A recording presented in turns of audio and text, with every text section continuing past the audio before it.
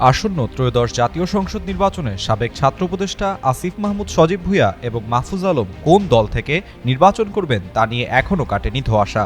তারা কোন দলে যুক্ত হবেন নাকি শেষ পর্যন্ত স্বতন্ত্র প্রার্থী হিসেবেই ভোট করবেন, এ নিয়ে কয়েক সপ্তাহ ধরেই দেশের রাজনৈতিক অঙ্গনে চলছে নানা গুঞ্জন।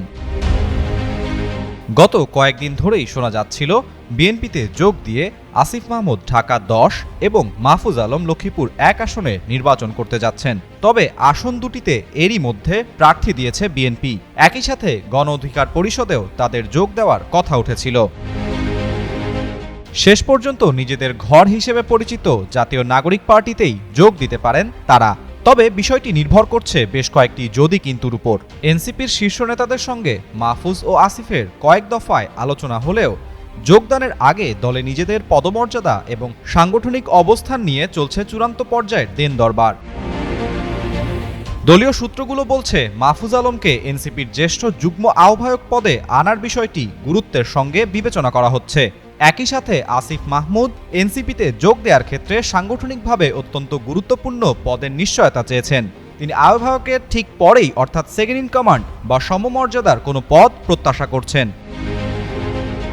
অন্যদিকে মাহফুজ আলম সরাসরি সাংগঠনিক ক্ষমতার চর্চা না চাইলেও দলে সম্মানজনক এবং নীতি নির্ধারণী অবস্থানে থাকতে চান।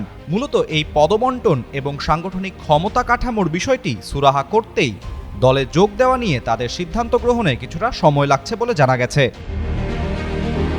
এনসিপির যুগ্ম সদস্য সচিব ও মিডিয়া সেলের প্রধান মুশফিকুস সালেহীন বলেন, তারা জুলাই অভ্যুত্থানের অন্যতম নেতা, আমাদের সহযোদ্ধা, আমাদের লোক। তারা যদি এনসিপিতে আসেন তাহলে আমরা স্বাগত জানাবো। বিষয়টি একান্তই তাদের নিজস্ব ব্যাপার।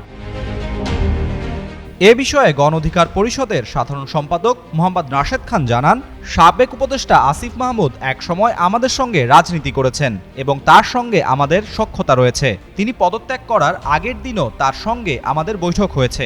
গণ অধিকার পরিষদে আসার ব্যাপারে তিনি ইতিবাচক, কিন্তু এখনো পর্যন্ত কোনো চূড়ান্ত সিদ্ধান্ত হয়নি। তিনি যদি আমাদের সঙ্গে আসতে চান সেক্ষেত্রে তার যোগ্যতা ও মর্যাদা অনুযায়ী তাকে সম্মানিত করা হবে। তবে শেষমেশ এই দুই নেতা এনসিপিতেই যোগ দিতে যাচ্ছেন বলে মনে করছেন অনেকেই।